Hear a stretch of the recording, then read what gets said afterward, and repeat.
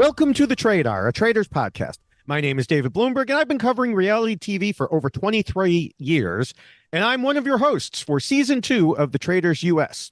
The Traitor features deep dives into every episode of the multi-award-winning hit TV competition show, The Traitors, as well as interviews with contestants from the show. Today, we're talking about The Traitors US, Episode 5, and while Matthew is unable to be with us, I'd like to welcome back longtime member of the New York City Survivor community and crossword fanatic, Laura Effinger-Dean.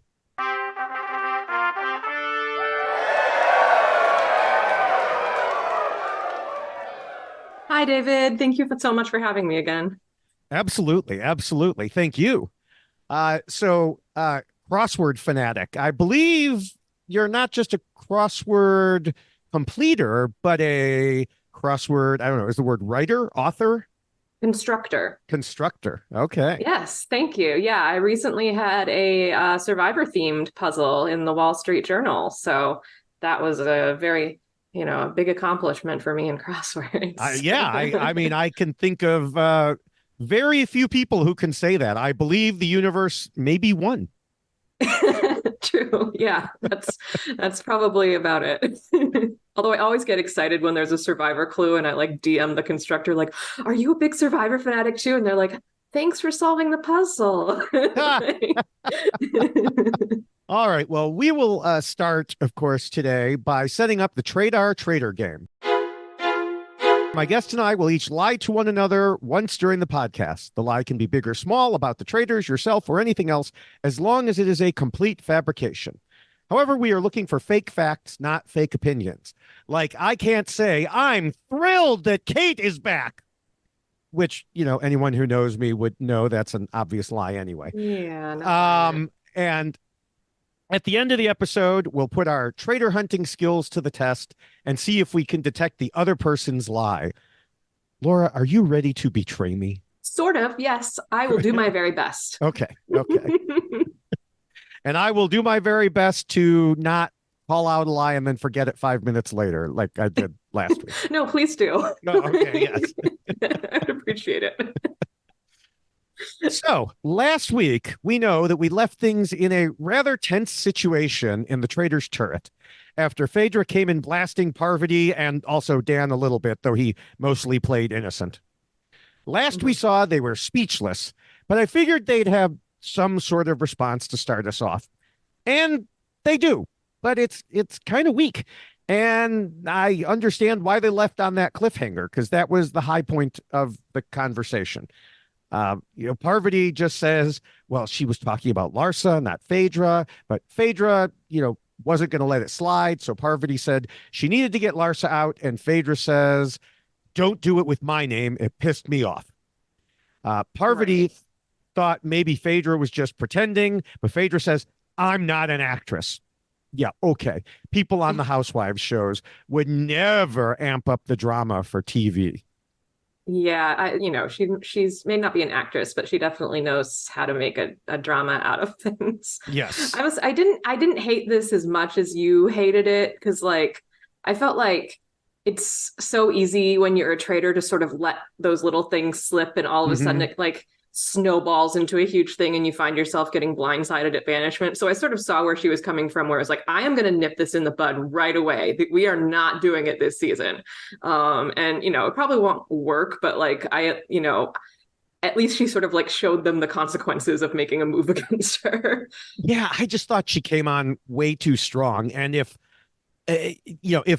there had been different traitors up there, like, Janelle or Sandra or someone, a lot of the other people in the house, quite honestly, they would just fired back at her and this would not have gone as well, but Parvati just took it in stride. She said, oh, I'm not throwing your name around. She apologizes. And yeah, Phaedra cools off immediately, accepts it, but tells us if Parvati behaves similarly in the future, she'll know not to trust her. And I'm thinking if Parvati behaves similarly in the future, it will be to make a final strike and it'll be too late for Phaedra to worry about trusting her, because Parvati isn't doing this again without getting her out. Yeah, exactly. So Now, I have seen a number of people on Twitter talking about how this was a big nothing after that cliffhanger. And I have to agree. But like I said, that's why they left it that cliffhanger. Matthew even took time to message me about it and said he was disappointed. We thought there was going to be a big Parvati Phaedra fight right off the bat. And I even posted some TikToks about that this would not go well for Phaedra if that's what she was doing. I got some pushback in comments, and one person was really confusing. They said that Sandra only. Well, I guess it's related to the vote, not so much the turret, but it was posted as a comment in my video on Phaedra and the turret, and said Sandra only came for Larsa because she's jealous. And I'm like, wow, you're delusional. Okay. I don't even know where to go from there. Parvati only came for Larsa? I don't know. When Janelle did. And I mean, Sandra did come for Larsa at one point. I mean, during, they all were. Yeah. But to say that Sandra was jealous of Larsa, it's like, don't think so. Sandra seems quite secure yes. in herself. Yeah. But anyway, that was a little detour into the comments section of my TikToks, which is sometimes a interesting place to be. Yes. I try not to argue and fight with people anymore in there. Try being the operative word. Anyway, as we go back to the Traitors turret, Parvati, as a gesture of goodwill, says that since she knocked off Ekin-Su last time, she kindly offers to let Phaedra take the lead on suggestions for a murder. Phaedra suggests Sandra due to her skill playing the game, and I instinctively yell no at my TV. Same. Yes. Yeah. I can imagine at the watch party there was probably a lot of yelling no. I assume so. I don't think I was there at that point, but okay. like I still yelled no this morning when I rewatched it, even though I knew she was safe. So she then suggests Tamra, and I'm all for that one. They try to figure out which will cause more confusion. And sorry, go ahead. No, go ahead. I was going to say, I feel like Parvati and Dan were like, oh yeah, we're going to give this to you. And then they like immediately framed it as like, well, what can cause the most confusion? Mm-hmm. And I'm like, why is that the objective? Like, isn't the objective to like win the game? But of course they were setting up like, well, we don't want Sandra to go. Let's set it up as like Tamra will cause the most confusion. And Phaedra was like, oh yeah, you're right. That would cause confusion. I'm like, why are you getting rid of one of your housewife allies? What are you doing? Yeah, I did think the same about especially Dan, the way he was like framing it. But also, I do think this probably takes heat off of Phaedra because the housewives are so tight. And the thing is, yes, the housewives are allies. And we'll talk about this a little more when Janelle has some thoughts on it. But like looking at last week's vote, they didn't vote together. They couldn't even get a comprehensive or cohesive vote to save one of their own in Larsa. A couple of them shot votes in random directions, which is not going to help. Right. So, yeah, they're not ready for this type of strategic game just yet. I don't think most of them. Right. So better to use them as a pawn. Right. Right. Yeah. So we'll find out what the decision was, but first they all have to parade into breakfast. CT and Janelle are the first to arrive, and this is exactly what I was talking about, actually. CT thinks some of the housewives are traitors, but Janelle correctly notes that there isn't a strategy behind the way they vote. She says they don't have the skill or the strategy to have this mastermind about who to murder. And then she laughs in a way that I appreciate because I think she's right in general.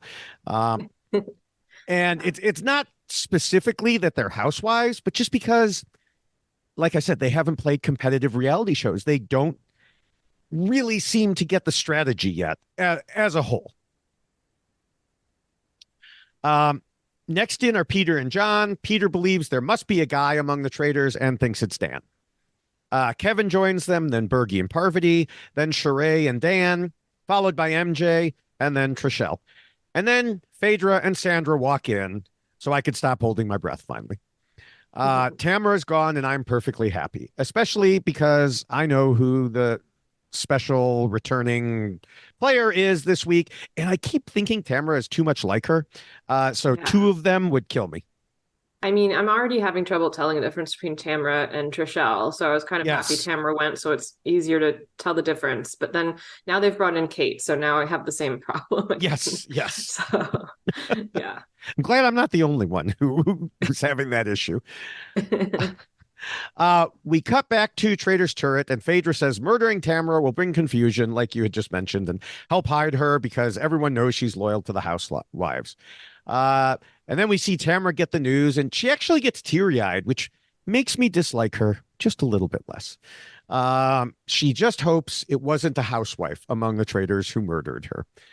And unfortunately, unlike Traitors UK, where Traitors UK has an after show, it's an after show podcast where they have clips of them finding out who the traitors are.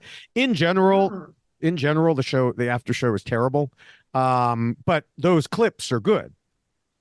And when I saw that there was a Traitors US Postmortem show on Peacock, I thought, oh, good, they'll show the same thing. And they don't. They just show interviews. They don't show them finding anything out. So that's kind of annoying.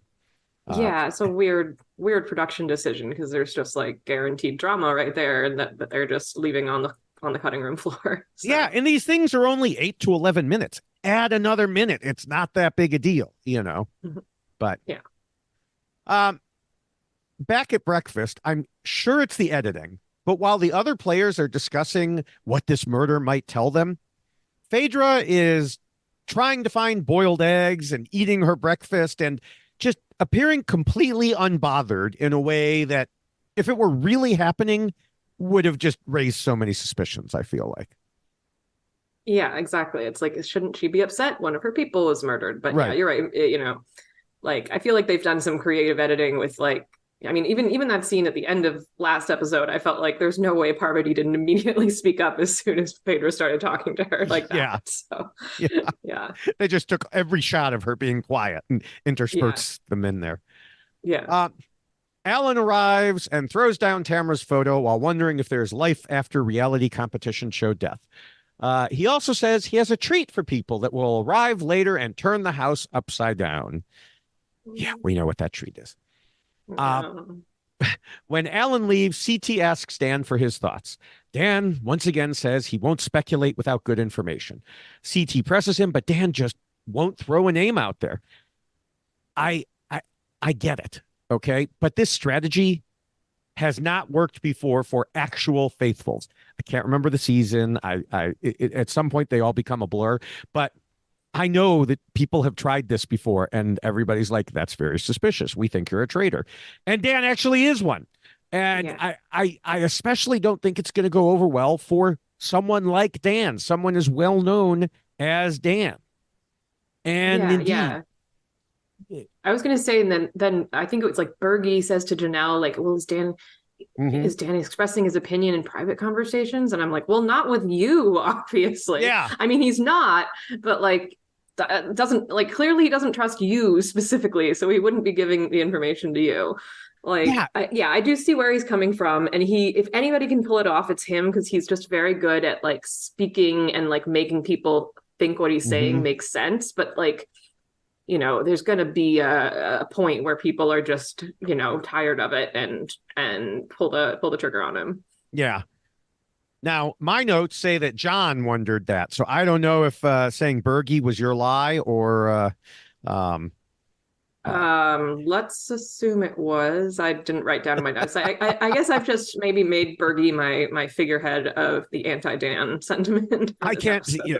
We talked about getting people confused. I can't tell you how many times I confused Bergie and Peter. So I know, right? Yeah, they're just the same person effectively right now. Yeah. So I mean, it's like the Schrodinger's cat or whatever. That who has the shield? Right. Bergie or Peter? They're the same. Yes. Yes. There's two realities. Sorry, I'm getting ahead of myself. Yeah, but it's true. And the reason that I noticed it was John was because it was a good question from John, and that surprised me. An actual good question from John. So Janelle, said no, Dan hadn't had private conversations. And so then Peter, I think, said Dan's a traitor. And yeah, I've talked about that recently on one of these podcasts or another. Is okay, maybe you don't want to put a name out to everyone. Fully understand that.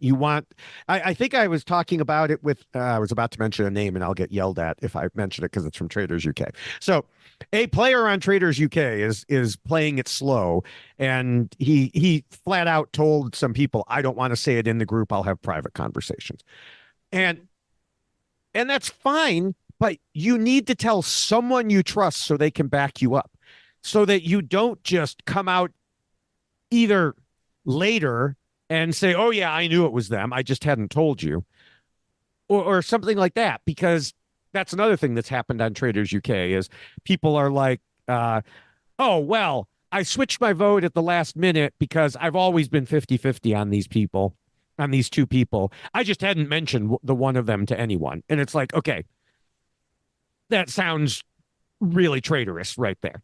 And so, yeah, you got to tell someone. Yeah. I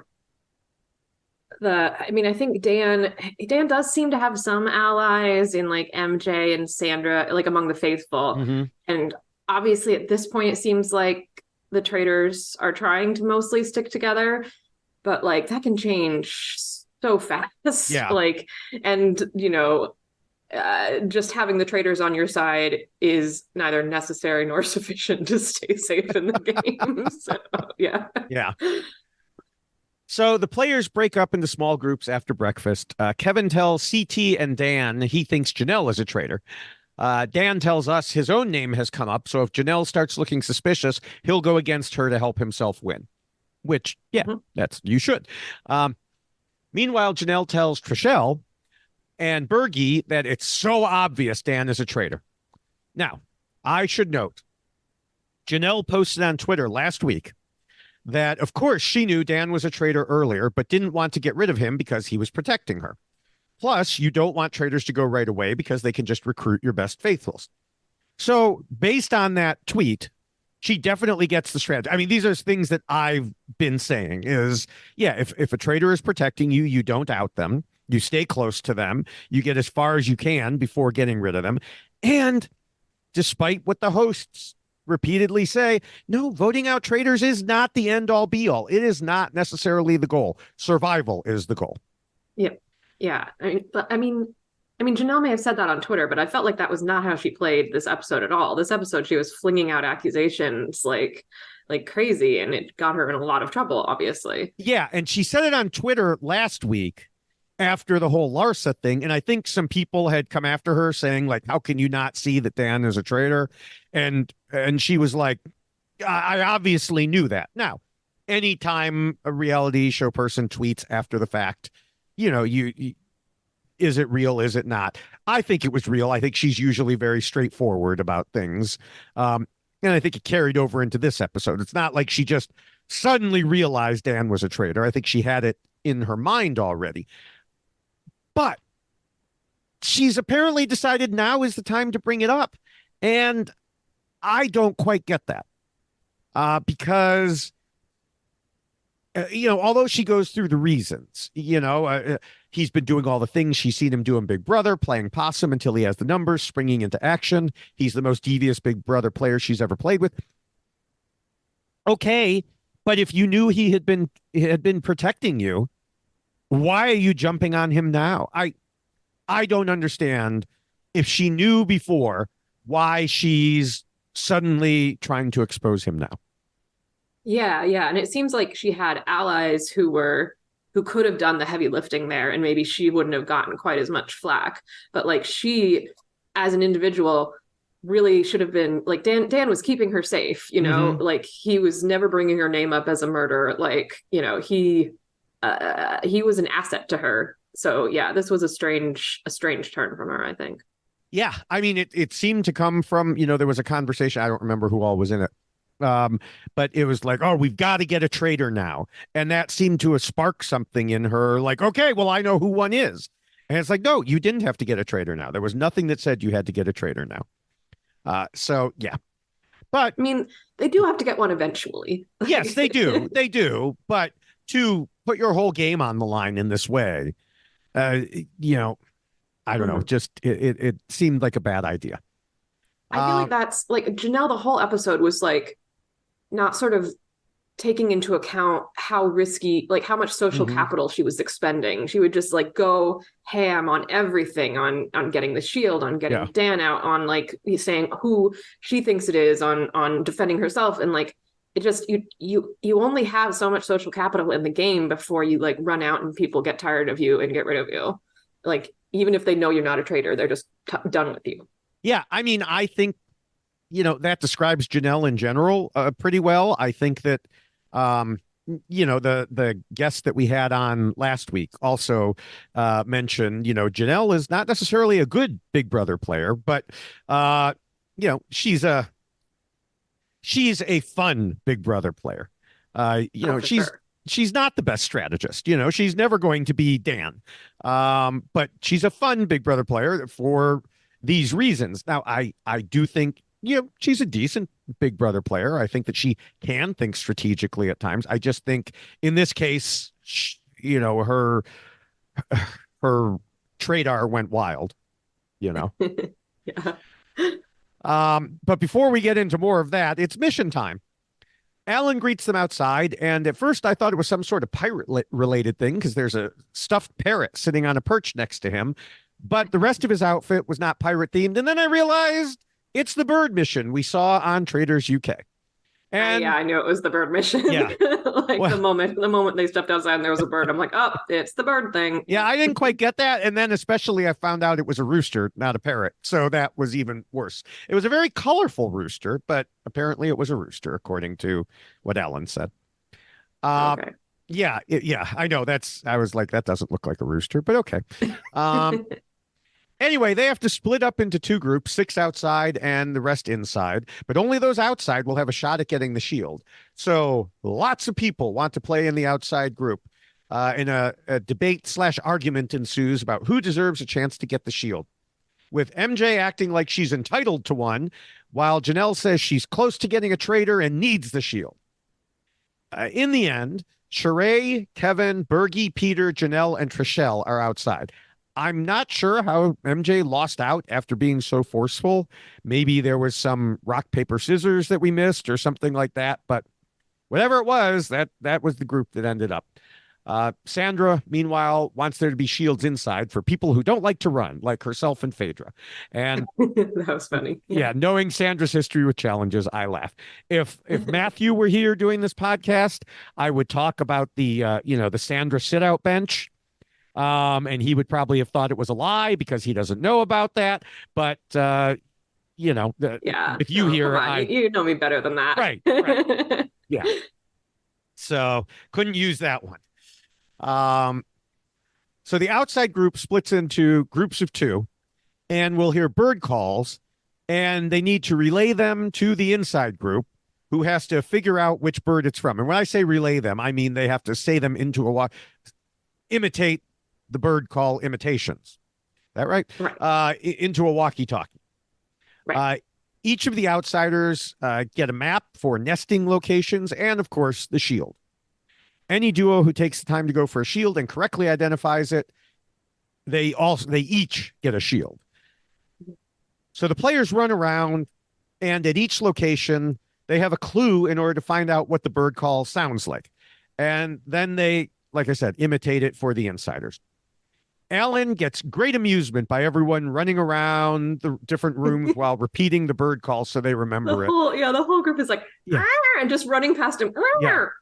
Yeah. It was so comedic. It was like, what is happening? And that didn't happen on UK. I don't know. They're more reserved there or something like that. I mean, that's the stereotype. Yes. Yeah.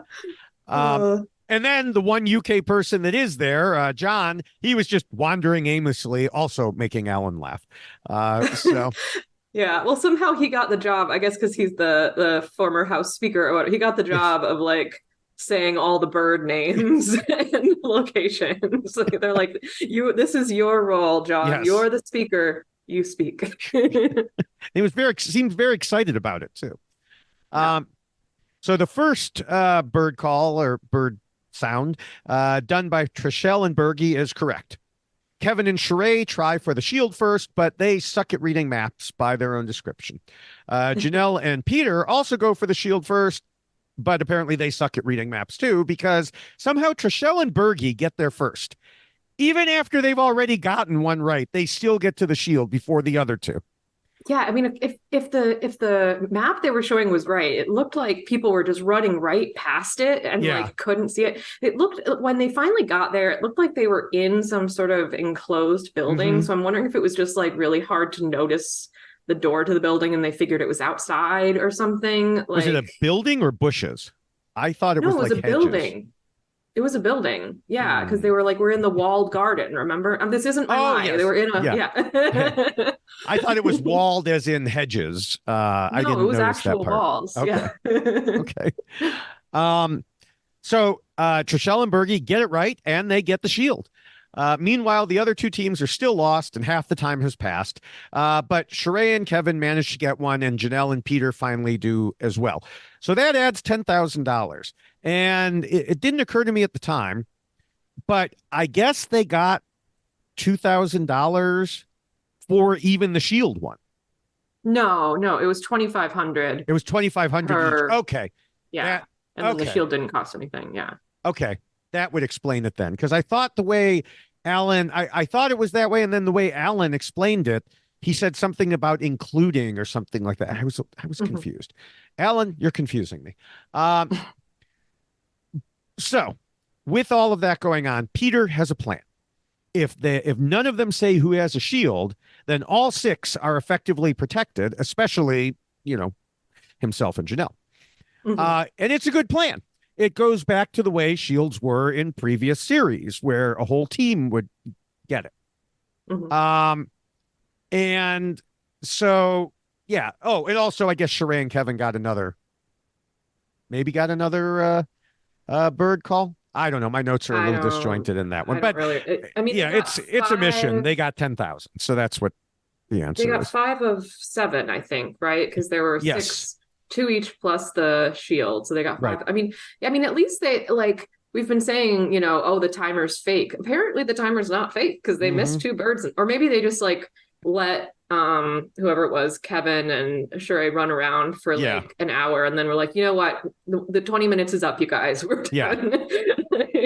I think the timer is more fake in the all or nothings because they don't want them to get nothing. Right, right. I think in Yeah. the incremental ones, you can have a real timer. And Mhm. so, anyway, they all come back together. Bergie tells Kevin they got the shield, but, Kevin says, don't tell anyone. Right. And Janelle says the same thing to Trishelle.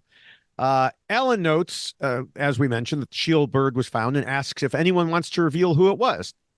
Janelle says, in the best interests of the faithfuls, they are not willing to reveal any information. And Yeah. it's interesting, in the best interest of the faithfuls. Well, the best interest of the six faithfuls in that group. Yeah, I'm sure Um, the faithfuls on the other side were like, excuse us, like yeah, we're gonna get murdered now.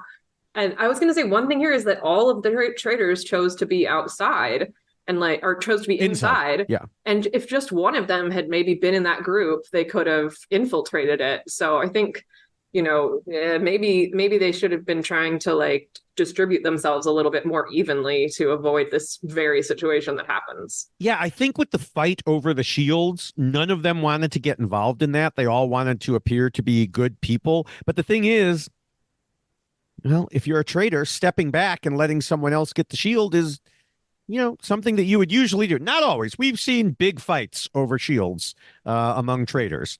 But, in this case, they were just like, all three of them were like, yeah, we'll stay out of this one. Right, right. Um, so anyway, Dan also voices his opinion on Janelle doing this, says that she's being selfish and that may turn others against her. Now, at the time I was watching this, I didn't really see it. She was keeping a number of people safe. Sure, that put others in more danger, but I thought in general it's a good plan. Perhaps what was not a good idea was her becoming the spokesperson for the group. Like, let someone Yeah. else do that. You don't have to speak up every single time. And I think this is why Dan is so good. You know, he can Mm-hmm. take like a little tiny seed and turn it into a huge thing. Like, you know, he comes up with this narrative that Janelle is a selfish selfless Selfish. faith. Yeah, selfish, faithful. Yes. um, and he's able to, you know, turn it into a huge thing. So Yeah. Now, Peter has his own slightly different plan. He decides to tell certain people he suspects of being traitors that he and Janelle got the shields. If they believe him and target Bergie or Trishelle, that means he's narrowed down the suspect. And so we see him telling CT, Dan, and Parvati. In this moment, I feel like Dan and Parvati are smart enough to avoid the trap. We'll see how that goes. yeah, I mean, he says, I'm to Danny's like, I'm just telling people I really trust. And like, Yeah. given the events later in the episode, that was clearly a lie. Like, very clearly. So Yeah. Yeah. We'll get to that later, too. More of that. In another group, Janelle continues trying to convince people Dan is a traitor, but Kevin isn't buying it, believing she's the traitor instead. And even if she isn't, she's a sloppy traitor, and getting rid of her will make room for more logical choices, which is true, except for the fact that, you know, she's right in this case. yeah, she's right on this one. We need more logical choices instead of the one that's right. Um, MJ tells us she suspected Dan, but the way Janelle is acting makes her a suspect now. MJ and Sandra run into Dan and Sheree in the hall, and MJ can't wait to spill about Janelle targeting Dan. At Dan's urging, MJ explains that Janelle says he's too quiet and is never giving his opinion. Now, you know, I kind of want to talk directly to Dan here because, Dan, we saw this back in the first 3 episodes. You should have figured this out by now. This is not news that people were suspicious of you for this reason. Right. But, yeah, you know, Dan being Dan, it felt very deja vu because I feel like right. we had like this exact same confessional in like episode 2 or something where Dan was like, boy, I'm being too quiet. It's going to throw suspicion on me. I got to start speaking out more. And then this episode, it was like, same thing again. Yeah. It's like we took a break for 1 episode and now we're back to it again. So he immediately turns it around on Janelle. I mean, not to other people, not to her, and says she's naming him for no reason, just like she did with Larsa. And the others seem to be buying it. Dan tells Parvati about this separately, and she's shocked. And now it's time for the roundtable. I think one thing I wanted to say is I wish we got more sort of screen time on this. It seems like there's some sort of alliance between like MJ, Sandra, and Dan, and maybe Parvati. And like, because like MJ just like ran straight to him, and Sandra did the same thing last week with Larsa. And like, it worries me that we're not seeing more from Sandra and MJ's perspective about why they are loyal to Dan. Like, do they really think he's not a traitor, or do they think this traitor is gonna protect me, and I'll be able to get to the end with them? Yeah, I mean, a couple things that one, you know, last week we heard from Janelle and from Sandra about the Gamers Alliance. So maybe they've adopted MJ into the Gamers Alliance there. But also, one thing the Traitors production does not do well in almost any version that I can think of is when people have secret thoughts about, okay, I know this person is a traitor, but they're protecting me. We don't hear about it. There's been a few instances where it has happened, but very few. I think it happened in Traitors Canada is one that my mind is going back to. But if you ask me who it was, I couldn't tell you. So Didn't we have something like that with? I mean, I guess that's what Janelle was saying about. Oh, right, on Twitter she was saying that, but not on the show. Right. Yeah, and I think that like, you know, yeah, production needs to embrace that this is probably how the game is going to evolve because it's the only way to survive, really. Like, so, you know, it's going to become a balancing act of like, I know who the traitor is, when is the right time to get them out, not, oh my God, it's a traitor, get them out right now. Right. Yeah, it's kind of, you know, the way Survivor doesn't show certain things, even though we know they're happening. And it's like, no, show them. We want to see them. We want to see these conversations. But nope. Yep. So before we get to the roundtable, we meet the new, in quotes, player, because it's a returning player. And apparently she's coming straight into the round table. So in case anyone hasn't seen or heard the news, well, actually, we talked about it earlier. It's Kate from last season. Her first words to us are, "Well, I'm back. Did you miss me?" And I yell no at my TV show, at my TV. I gotta say, the bar that I was at, I don't know if we mentioned this on the pod. Like, I was at a very cool watch party last night hosted by Brandon Donlon from Survivor 45. And the bar was extremely excited about Kate being back. There was a lot of whooping and cheering happening. So, yeah, I know that my opinion on her is a minority one, because lots of people love her for supposedly bringing good TV. I don't care. I'll be the minority. And I talked about this, last season. My two sons, both of them watch Lower Deck. Lower Decks? Below Deck. I'm sorry, I'm confusing it with Star Trek. So, and one of them who doesn't watch much competitive reality TV, he loves Kate. The other one who does watch Survivor, I mean, both of them watch Big Brother, but the older one watches Survivor and the Traitors, and he was with me. He did not like Kate, did not like her on last season, and I have not told him about her coming back because he doesn't like any types of spoilers and he's way behind. So I'm sure he will feel the same way, but I recognize it is a minority opinion.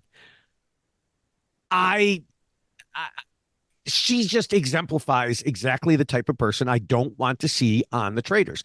Someone who wasn't really playing the game, just trying to get TV time. And yet she starts off that way by telling us she's upset she's a faithful again instead of a traitor because she wants to be able to murder people she doesn't like. And I won't go so far as to say I agree with that sentiment, but I wish I could get people off of TV shows that I like, yeah. I mean, I think I'm not quite as anti-Kate as you are. Like, I enjoyed her on last season. I thought it was funny when she just sort of gave up because she realized there was no way the faithful were winning. But like, what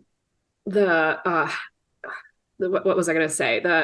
I just don't see why she has to be a cast member here. Right. What is the point of bringing her into the cast again? Like, she's not going to really add anything. She's probably just going to get murdered or banished pretty quickly, and she's not going to add any new insight to the round table. Bring her back for a challenge or something, sure, but I don't see the point of like literally adding her to the cast. I think the point is that many people in that bar were cheering for her. I mean, and did Alan actually say that bit about you're 21 people for now? Like, I did not pick up on that in the first episode. Oh, he did. Okay. Yeah, he did. Because there was speculation that because we lost Deontay, that Deontay quit. There was speculation that the only reason Kate was brought in was as a replacement for him to bring the numbers up. But I saw other things saying, no, that was absolutely not true. She was always planned to come in at this point. And as part of the proof, he said there's only 21 for now. Okay. Yeah. So, I mean, they can't, they don't just like call them up and have them fly to Scotland overnight and participate in the game. Like that's just not how this works. Yeah. It would be like, texting someone late at night and saying, "Hey, do you want to be on a podcast with me?" That would. I mean, yeah, nobody would ever do that. Yeah, that's crazy. So the rest of the players show up at the round table, and then Alan brings in Kate, announcing she could be a faithful or a traitor. She will have a vote from the get-go, which is a little stupid in my opinion, because like literally she has nothing to go on. It turns out not to matter, but could you imagine if she was like the deciding vote or something? I mean, they were, because she was the last one read. Right. Like, I bet they were hoping she would be. Yeah. At one point, Alan had like this pregnant pause where he's like, and Kate gets a vote at this round table. So you better be convincing. And I thought for sure he was going to say, but she can't be voted for. And I was ready to riot. Yeah. Yeah, it sounds like, I mean, that's like the circle rules, Yeah, that was. I'm very glad they at least didn't do that. Although, yeah. I mean, I guess it wouldn't have been impossible that they turn on her. That they're just like, hey, we can vote her out right now. Okay, see ya. I mean, honestly, if the whole Janelle Dan thing hadn't been going, someone could have easily pointed out, like, look, she had her time. Let's get rid of her right away. Yeah, yeah. But they didn't. I mean, Um, did the traitors know she's not a traitor? Like, I feel like it was very unclear. Not yet. I mean, they know once they show up at the Traitors turret and she's not there. But yeah, they But they don't didn't even. even remark on that. No, exactly. They didn't even comment on it. So, Yeah. um, Very, but very yeah, that's sloppy. I don't know. I yeah, don't like it. yeah. So anyway, the roundtable proceeds. Kevin asked to make his case without being interrupted because this group has a tendency to do that. And he puts Janelle out there and says she's had a pattern of bringing up names who end up being faithful. Plus, Ekin Sue was adamant about her and, of course, got murdered. Janelle says she's not a mastermind or a traitor. Bergie says if he was a traitor, he would not be playing the way she is. She creates chaos, and that's probably why the real traitors have kept her around. And yeah, Bergie's right about pretty much all of that, I think. Yeah, I feel like Janelle is like way too worried about being murdered and needed to worry more about being banished because she was Yeah, causing a lot of distraction for the traitors and they really had no reason not to keep her around. yeah. Janelle thinks that Dan is a traitor. CT is acting strange, and Sandra is a traitor. Sandra says it's weird that they've been in sync, and all of a sudden there's this. What kind of crap is this? Sandra thinks Janelle is the traitor. Uh, Yeah. John says a bunch of things in defense of Janelle and thinks Kevin is the traitor because he's inconsistent in his behavior. Kevin speaks in his defense, and Kate is just trying to keep up. I'll defend her here, which is weird, but she's just trying to keep up and ask the person next to her. I think it was MJ, but I'm not sure. What his name is, and then Kevin like calls her out like a teacher getting mad at a kid whispering in class, and says she wasn't listening. Way to It was make friends with the so new girl, Kevin. rude. It was Yeah, like, what are you doing? He's like, Kate, were you listening? It's like, I'm sorry, who do you think you are? She was literally just like, what's his name? Like she was yeah, paying attention like, and just wanted to know his name. It's like, yeah, oh my, yeah, I thought that was totally just just so unnecessary from him. yeah. I mean, Kevin's lucky that a little bit more heat didn't come his way because she certainly would have voted for him after that. And who knows? I mean, with a first impression like that, Kate isn't going to be his friend. Yeah. Yeah, I don't think that's a relationship that's going to blossom. Peter goes back to Dan saying there has to be a guy among the traitors, and he's contributed the least in terms of helping the faithful. Dan speaks directly to Kate and explains that he likes to hear evidence and reasons, but he doesn't take it personally. Kate has clearly heard of him because she notes, yeah, you win everything. Yeah. Um, This is I like in Mafia, we sometimes talk about pocketing players, like you mhm. sort of pocket you Yes. you act really nice to a particular non-mafia civilian, I guess they are called here. And Kate was just having none of it here. Yes. Like, and Dan, to his credit, was like, oh, okay, so that avenue is not working, and Yeah. gave up on it almost instantly. He's like, all right, this new person is here. I can bring them into my web. And she's like, get away from me. Yeah. Yeah, I've brought pocketing into the lexicon here. I've mentioned it a number of times on podcasts. Nobody has said to me, "What are you talking about?" So I just presume everyone knows what it means. But yeah, I just started using it from, which I got from Mafia. So Yeah. um, it was funny because oh God, why am I blanking on his name? Parson from Survivor 44 posted recently on Twitter and said, has anyone noticed that this is like the Traitors? And he posted a picture of the Secret H game. And it's like, no, Carson, no one has ever done. And like a bunch of people responded, and it's like, yes, and this, and this, and this. And so they showed Werewolf and Blood on the Clock Tower and Mafia and everything else. So I Yeah. just thought it was funny that Carson had this big revelation, suddenly. It's like, It's yeah. It's I think we had a similar thing recently where Eliza had watched The Devil's Plan and comes into our Facebook group and is like, Mhm. "Have you guys seen this? It's crazy." We're like, "Yeah, we all spent like 2 months ago, we were all obsessed with it." Like, go read the threads from back then. You have a Facebook group with Eliza? I'm very upset now. I think Um, it's the Mafia. You're probably in it. It's I'm the in the Mafia Mafia group. group. Yeah. Yeah, Oh, okay. yeah. Okay. I guess I missed her post It's not then. like a secret group. It's just a Yeah. group of people who like to play Mafia and talk about reality games. Yes. Yes.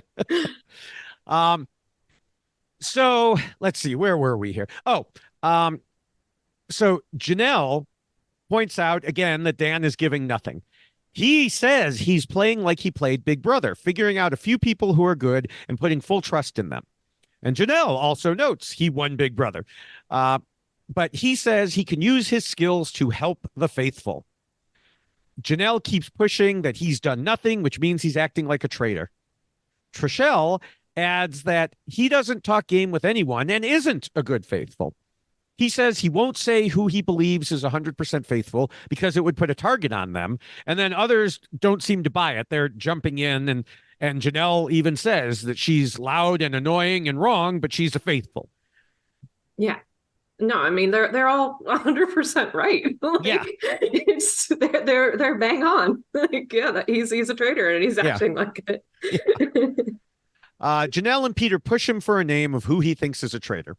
And he finally comes out and says Janelle, which is certainly the right name to pick at this point.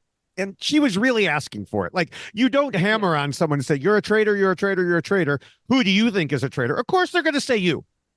Yeah, they gave him a bit of a softball there. It's like, all right, Dan, name one traitor. Yeah. He's like, oh well, if you're gonna force me to, Janelle. Yeah.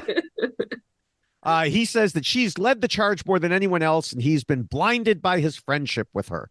She's missed 2 or 3 shots, and he defended her, but he shouldn't have done that, and he can't trust her or move forward with her in this game. Right. Uh, so, yeah, anyone who has ever seen Dan speak before, such as at Dan's funeral, knows this is what he does. He completely turns things around, even when he's in the most dire of straits. So, Right. And this it's like was, you can even know that this is what he does. Like people on 14 were like, we know that Dan is going to mist us. That's what it was called, right? yeah. Misting, like putting a mist into the room. Mhm. And they still fell for it. It's so hypnotic the way he talks. And he just, sorry, Dan, I don't know if I mentioned, Dan is one of my very favorite Big Mhm. Brother players ever. Maybe my favorite besides like Brittany Haynes. But so, yeah. Having him on this season has been a real treat. Although, Yes. I mean, I'm kind of glad he's a traitor because like he says like, oh, I would have been able to use, or I can use my skills as a faithful, but like Mhm. based on what we're seeing, I'm not sure he would have been that great at detecting traitors. Like I No, think he's in the no. right role. Yeah, absolutely. Yeah. Um, so with that, it's time to vote. Going into it, I think Janelle is almost certainly gone. And indeed, MJ votes Janelle, Phaedra, Janelle, Sandra, Janelle. She says she thinks Janelle's behavior changed and she was the last traitor picked. Janelle says, spoken like a true traitor. And then they start firing back and forth at each other, calling each other effing traitors and telling one another to F off, except they didn't say F. Like, and one thing I know, why is the F bomb bleeped but not the S bomb? Like, they say, I don't want to say it on the podcast, Yeah. but the S word pretty regularly, and it's not bleeped. But apparently that's the bar. I Yeah, that's the guess. top. That's the topmost. For Peacock. That's the topmost profanity, and they can't have that, but they can have other words, I guess.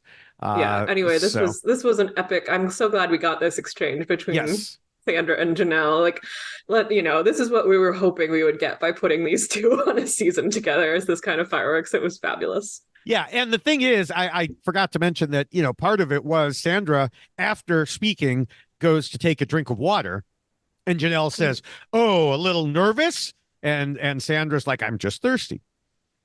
I will say, in Janelle's minor defense, I mean, it doesn't matter. The votes are cast as they are now, but um, taking a drink of water is a trick when you're, trying to think, or you're trying, you are nervous. I when I would do job interviews back in the day when I was being interviewed. I always Mhm. had water in case I needed to pause to think or got a little nervous. And then there's I can't remember. This just occurred to me. There was a Republican giving some sort of a speech. I think it was like a response to one of Obama's or Biden's State of the Oh, this Union was or something like Marco that. Marco Rubio, right? Was it him? And he like Yeah. all of a sudden, partway through, he like was grabbing for the water. Yeah, because he was. Oh yeah, no, I think maybe it's a different one. There's like, sorry, I wish there were video, but there's one where Yeah. Marco Rubio is like and just drinking really weirdly. So I mean, I was going to say, yeah, the water trick doesn't work on audio only podcasts. I think, yes, like, what's the yes, audio podcast equivalent of yeah. a drink of water? Um, yeah, and it's so yeah, I think it was bad timing for Sandra, and other people could use this against her later. But Sandra posted on Instagram and like, I really was just thirsty. Yeah. So continuing with the voting, Peter votes Dan, as does John, and of course Janelle too. Parvati votes Janelle, Kevin votes Janelle, Trishelle votes Dan. Dan obviously votes Janelle, saying she's either a traitor or a faithful he can't trust anymore. And I do think it's important that he points this out again, because Mhm. he knows that she's going to get up there and say, I'm a faithful. And so this at least allows him wiggle room. Like, I never said she was 100% a traitor. Right, I right, always said it could be one of these two things. And then a right, couple people also say the same thing when they vote for her after him. right. CT says or votes Janelle. Sheree votes Janelle. I think she was one of the ones that said it. Bergie votes Dan, and Kate finishes up by not by voting Kevin, as I thought she might, but rather by saying one thing she picked up from Big Brother was that you vote with the group at first. So she also went with Janelle. So apparently she's been Yeah. studying up. Maybe that's why she had to wait a few days to come on. She was busy, watching old seasons of Big Brother. Yeah, they just stuck her in that house with Big Brother 10 and Big Brother 14 Yeah. and said, go for it. Uh, Yeah, I was gonna say, like, yeah, I mean, you note that Janelle had called out, like, she called out three people as traitors: Dan, CT, and Sandra. Only one of them was right, and the mm, other two both voted against her. And like all of those people are in the supposed gamers group, right. right? So I feel like she just didn't have as many friends as she thought that she would had she didn't think she didn't have the steadiness to be able to throw out accusations as much as that and survive it. Yeah, I mean, it's like Sandra said, they were in sync, and then all of a sudden she went in this other direction, and it's like, yeah, she had this alliance, and then she decided to flip on the alliance, basically, and she didn't ensure, okay, that the rest of the alliance could turn on Dan. And who knows? It could be like you were saying, maybe Sandra does believe that Dan is a traitor, but is a traitor who's protecting her. So, yeah, who I knows? wouldn't put it past Sandra at Yeah, all. That right. lady is very smart. Yes. Janelle goes to the Circle of Truth and says she was loyal and honest. I'm a faithful, you idiots. Bergie mock applauds and says the others are trusting the traitors. And Sheree says she went by Janelle's actions, but Bergie is still pissed. Yeah. Bergie, voice of reason. Who saw that coming? I did not. I did not. No. Yeah. When Ellen leaves, MJ says it was her first mistake, but Kevin says no, it was his mistake. So they're like competing to see who can be blamed, which does not strike me as a smart move. It's like on Survivor when you come back from a challenge and someone immediately says, sorry, I screwed up the puzzle, blame me. It's like, no, shut up. Don't volunteer that. Yeah, maybe they're trying to avoid murder though.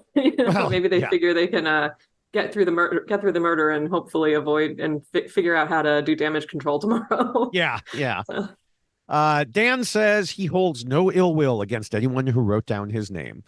And then he claims to us that the round table was harder than both winning Big Brother and resurrecting himself from his own funeral, which is just silly nonsense. Come on, Dan. yeah, I was like, I mean, that was a good line. Yeah, Dan knows how to Right. make good TV, but like, come on.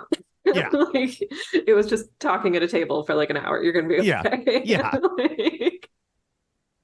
Like, As the players break up into their groups, Kevin asks Dan again if he has any ideas. Dan says yes, and if he's there in the morning, he'll take his shot.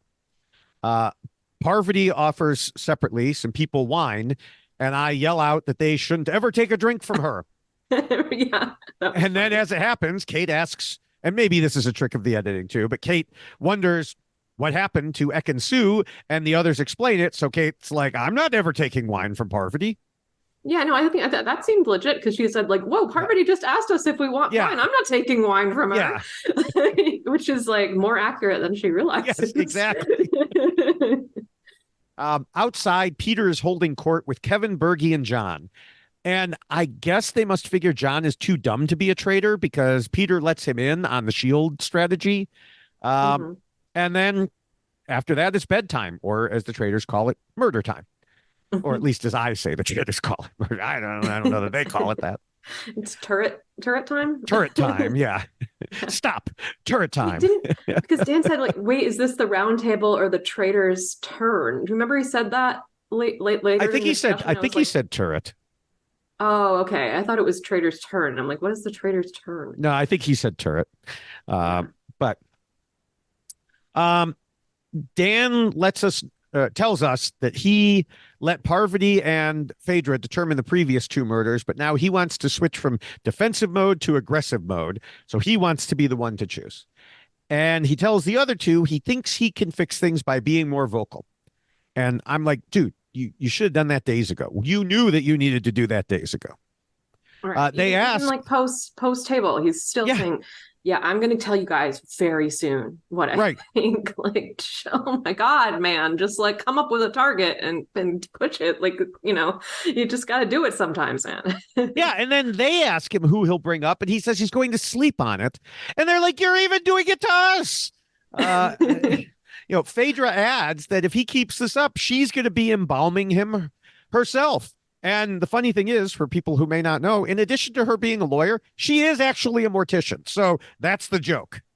Oh, I did not know that was. Yes. I was like, it was a bit of a weird line. That makes more sense. She was like, "Yeah, make sure you get your suit because I'll be embalming you myself." Right. I'm like, that's a circuitous way to say this, but also the people that are banished don't die. Yes. Well, technically, I think it's like mafia. You get, executed or something like that, But getting back to Dan, in my opinion, he really needs to work together with the other two in figuring out a name. He shouldn't be hiding it even from them, because if he starts naming someone in the morning and they aren't on board, it can end up turning them against him and sending things in the wrong direction. Kind of like when Parvati almost tried to poison Sheree. Yeah, I mean, think about how this might have gone. This episode could have so easily gone different if Parvati and Phaedra were like, you know what, this guy's a loose cannon, and he's more trouble than we can. And they could have. I don't remember if they could have flipped the vote exactly, but they could have probably like convinced people to flip the vote, right? And and so he, he is very lucky right now that he has these two people who seem, at least for the moment, to be pretty loyal to him. And it's like, dude, take advantage of this resource you have, like these two smart people who can help you in this game. Like, yeah, I don't understand it. But it gets worse because discussion of the shields come up. And when Parvati and Dan compare notes, Parvati realizes Peter must be lying because there's no way he would tell Dan the truth, like you said earlier. And also something I was thinking. But Dan continues to underestimate Peter. He has been the whole game and doesn't think Peter's that savvy. Parvati thinks they should be safe and pick someone from the inside group, which is the same thing I would do. Who cares what, it's not like you're that tight in numbers. There are people on the inside group that you could get rid of and it wouldn't be a big deal. Right. And I mean, even if he wants to get somebody who's been after him, John was in the inside group. So that's a perfectly good murder option. Yeah. And they've been saying, they definitely think the traitor is a man. So why would Dan not be pushing to keep men in and get women out so that, he has more targets to push onto? Right. I don't get his gameplay right now. No, I don't. Yeah. I do not either. Because he pushes to target Bergie, because Bergie said he's definitely writing down his name. Okay, there's a number of people who are definitely writing down your name, Dan. Yeah, change his mind. Him, they're going to be like, "Wow, I guess that Bergie was right on. They murdered him." Yeah, So I think this is really dumb for Dan for two reasons, at least two reasons. One is what you just mentioned. He said this in front of other people, Hmm. and other people are going to know that. Two, the shield issue. Right. So, I mean, you've got two really good reasons not to do that. Yeah, and And this is specifically what I was thinking of earlier when I mentioned Dan would have been a bad faithful. Like the fact that Parvati was so quick to figure out that Peter was lying, and Dan is still like, no, I think I'm yeah, very confident Bergie doesn't have a shield. It's like, ooh, dude, like, he's I'm trying to think back to his old seasons. Like, has he ever like been outright lied to and had to suss it out? I feel like it's more him controlling right. people and like directing the flow of the game. And so I mean this may be a situation he's just not prepared for. Yeah, and we've seen in other seasons that sometimes the people who, the traders get a little high on their own supply. They believe that they are fully controlling the game and that, they're the ones doing the lying, other people aren't. And yeah, would I have expected, Peter the pilot from The Bachelor to be that strategic? No, not necessarily. I mean, I never saw a season. I don't know anything about him. But he's at least smart enough to have become a pilot. I mean, you don't do that by being a complete dummy. So, um, don't totally underestimate him when you don't need to. There's just no reason to do this. Yeah, no, it doesn't make sense. Even without the shield situation, it doesn't make sense. And it really doesn't make sense with the shield situation. Right. So, yeah. So Dan tells us he's very confident Bergie doesn't have the shield, and this move will either win him the game or lose the entire thing. I'm thinking it'll be the second option. Yeah. I mean, I guess we don't know for sure that he's going to actually go through with the Bergie murder. They put in a little bit of like suspense about it, but it sure seemed like that's where they were heading. So there's a little suspense, and I'm going to ruin some of that suspense. If people don't want to hear this, then quickly fast forward like 30 seconds. But in the previews, it shows everybody there Okay. around the round table. So, I noticed that, and I saw other people notice that too. So I mean, I don't think there was any suspense anyway. This was an absolute non-cliffhanger as far as I'm concerned, because like Dan had a confessional talking about why this move was going to be good for him. Why would he have a confessional talking about a move that didn't happen? That's a good point. Yeah. I mean, I So, guess yeah, the only thing that threw me off a little was Phaedra saying, like, I can't believe I'm agreeing to this murder, but maybe they just had her say that to make it seem right. like they might be murdering another housewife or something. Yeah, yeah. Um, so with that, let's go into the Traitors Postmortem show. It's only 8 minutes long, uh, uh, and there's not a whole lot to it. I did not watch You this. did not watch So, this. Oh wow, I could yeah. say anything. Yeah. I'm ready um, to write down all the lies you're yes. telling me. Um, uh, Tamra tells us that she never expected to be murdered, but she also said she noticed the traitors were being I'm sorry, the traitors were targeting people who were being very vocal, and she's known for that. So it's kind of like, okay, you didn't put two and two together there. Whatever. So she tried to counter that by being friends with people. Yeah, that's not going to work, especially with this group of traders. So no, sorry, Tamra, that wasn't going to save you.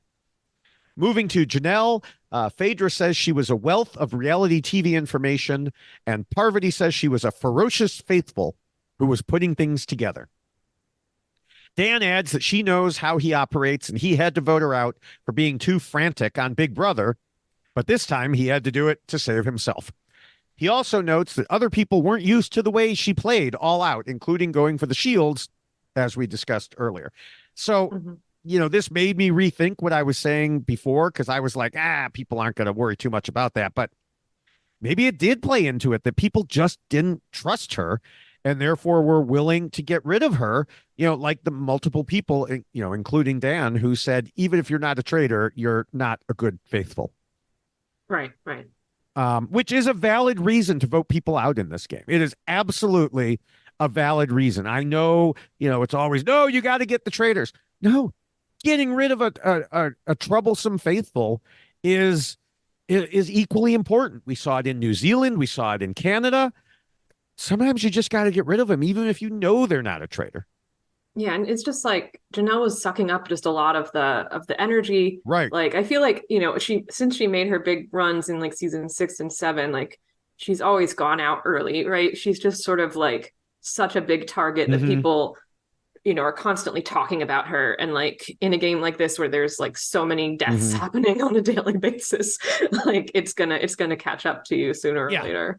Yeah. Honestly, the fact that we made it to episode 5 with Dan, Parvati, Sandra, and Janelle is like a gift from the Oh, reality yeah. TV gods. So I just want to say thank you to Yes. them. Yes.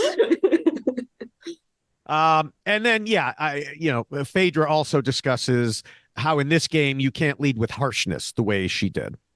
Mhm. So yeah. Closing thoughts. Do you want give your closing thoughts first, or do you want me to? You go ahead. I'm gonna take a sip of water here. Okay. Aha. Aha. You're nervous. You're trying to formulate your lie, and that's why you're taking a sip of water. I've caught you, you effing traitor. F you. you, you effing Jardine traitor.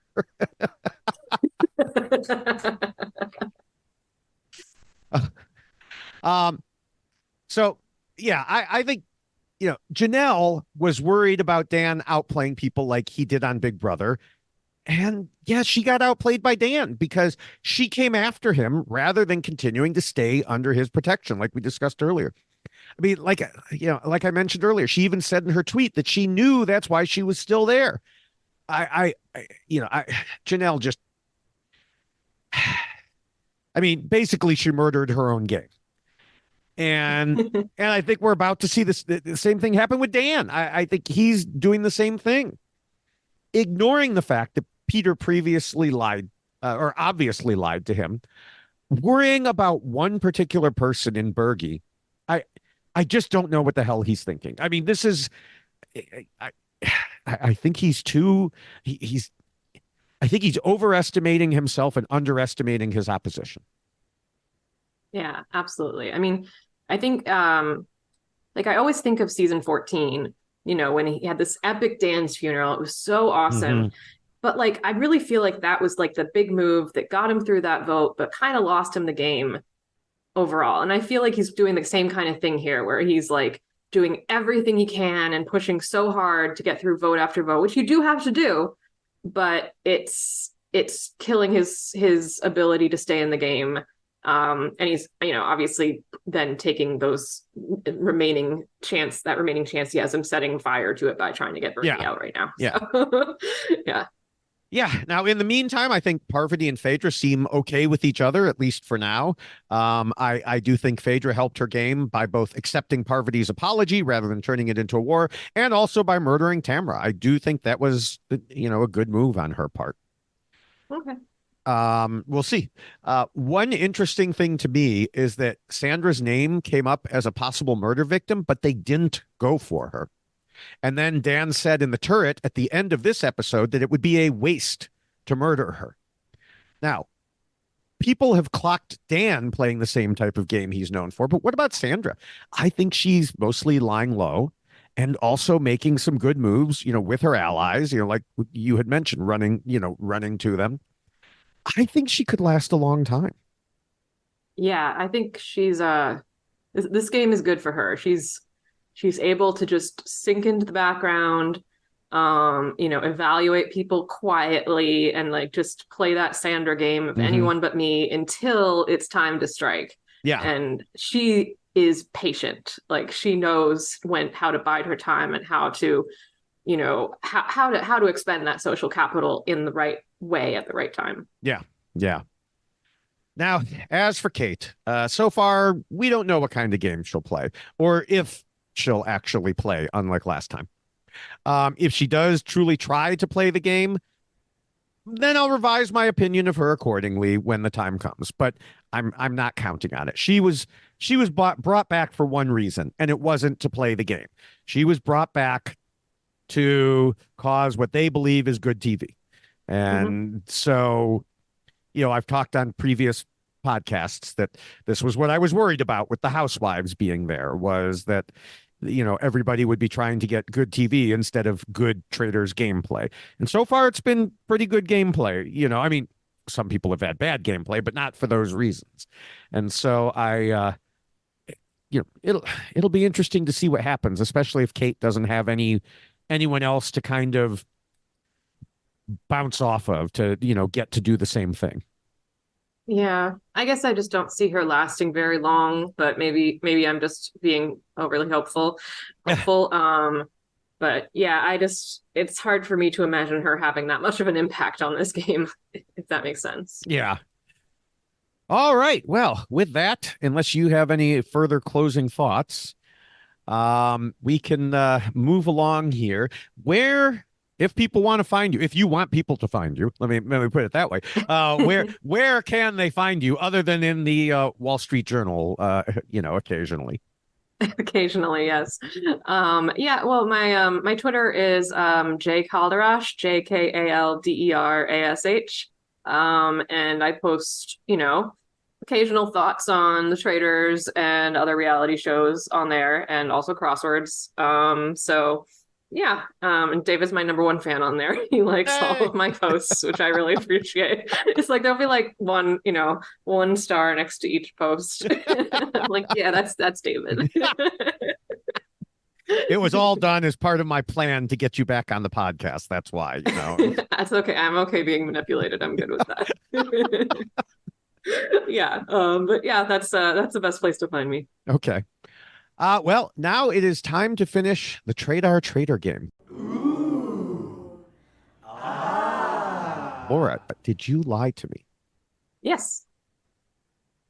Well, that's too bad because I have no idea what it is. Now, I did lie to you as well. I can try to guess yours first, but I literally did not write anything down on the paper, which is bad. I wrote a few things down if you want me to guess yours. I don't know if they're right, honestly. Like, sure, you can go first so that I can be wrong in spectacular fashion afterwards. Okay. I wrote down that you said the bird was a rooster, and I didn't think it was a rooster. Like, was that the lie?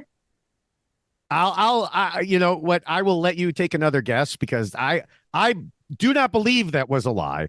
I thought that he said it was a rooster. So if I'm wrong about that, I don't want that to be, I certainly was not lying intentionally about that. Okay.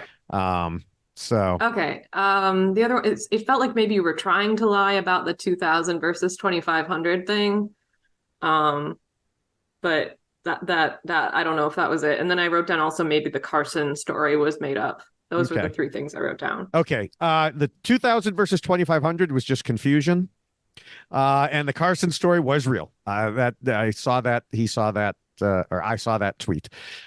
So no, my lie was much simpler and more snuck in than that. When we were discussing the resolution of the opening Traitor fight, I said that Matthew even messaged me about it. I totally made that up. He's been too busy with Traitors UK. I'm not even sure he's seen this episode yet. He's probably going to listen to this and be like, I did what now? Yeah. Well, he's done that. He'll probably, well, I think I'm editing this one, but when he edits, there are times when he'll be like, because this happened in the Traitors Canada a couple times where all of a sudden I'd get a message from him that said, I know what you're lying about. One time he said, I know what your guest is lying about. And I'm like, oh, good. Because I missed it on that one. So, yeah, you know what? There were a couple things I called out in the moment as thinking any of those could be lies. But now I don't even remember what those were because you convinced me that they weren't. And so I have to give up. I literally have nothing in my mind. You were, so honest the whole time. You managed to lie to me apparently the way Peter convinced Dan.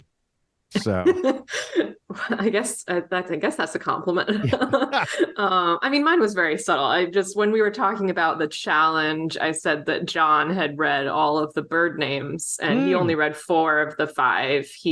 Parvati read one of them. So that was it. It was just a little nice one. When you said that, I was thinking, could this be the lie? But then I was thinking, I'm like, no, he really did read all of them, I think. But now that you mention it, I do have a flash in my memory of Parvati reading one of them. So very Yeah, good. when I was That doing my a good one. rewatch today, I was like, this would be a good one because like he really seemed to do most of them, but Yeah. there was just one that Parvati did for some reason. Yeah. Yeah. All right. Well, we both got our lies past each other. So that means we're both good liars and bad lie detectors, I guess. So There you go. we could both be Dan. Yeah, we're criticizing Dan over here. We can't like we know there's a lie coming, we can't even figure it out. I do think that we could have detected the Peter lie. I'm going to give us both credit for that. Yeah. That one seemed like I really trust you, Dan, and I just need you to know this information that if you were a traitor would totally screw you over, but I know you are not. Don't worry. And that he told Parvati too. I mean, that's the part that really gets it, is like, He told Parvati the exact same thing. Yeah. And Parvati, if you've ever seen, Heroes versus Villains merge episode, you don't try to pull something like that on Parvati. Right. All right. Well, anybody who wants to reach out to let me know what you think, I am all over social media and reality TV podcasting. You can find all of my various accounts through my Linktree at Linktree/David Bloomberg with a dot before the EE in Linktree. Or you could find me on most text-based social media like Twitter and Blue Sky as @David Bloomberg. And on the video platforms, TikTok, YouTube, and Instagram is @David Bloomberg TV. And because Threads is connected to Instagram, I'm @David Bloomberg TV there as well. Trying to get a little bit more Traitors conversation at Blue Sky and Threads. And there's a couple people there who have seen it. It's a lot more difficult on Blue Sky because there's literally no hashtags or anything. On Threads, you're allowed one hashtag per post, but they also allow you to use spaces. So like someone who posts the space Traitors space US will not be in the same hashtag group as the Traitors US, all one. So they've chosen to handle it. By the way, I briefly clicked on hashtag the Traitors last night and immediately got spoiled on the Traitors UK, which was extremely annoying. So. Oh, I mean, I use both because not thinking of it the way you're thinking of it, I was clicking that, but rather so that people don't accidentally get spoiled on it in case they're muting different words. But that's, that's a good point. Unfortunately for the Traitors UK, the players on the Traitors UK have no chill whatsoever. And they post the moment it hits the TV, they post it, which is fine. I am not going to complain about spoilers on Twitter because I do them myself when I'm live tweeting, but I include the hashtag. They do not. Yeah.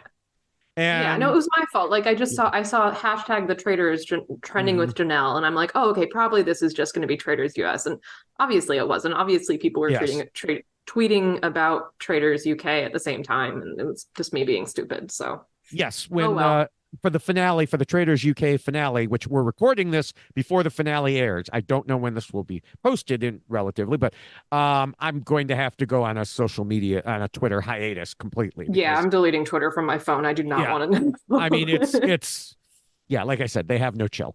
And they have no hashtags, which is even more important. But with that said, I do want to mention one of the things that I hashtag, the Traitors UK, the Traitors US, are the TikTok, Instagram, and YouTube videos that I post. Recently been posting at least 2 per day on each of those sites.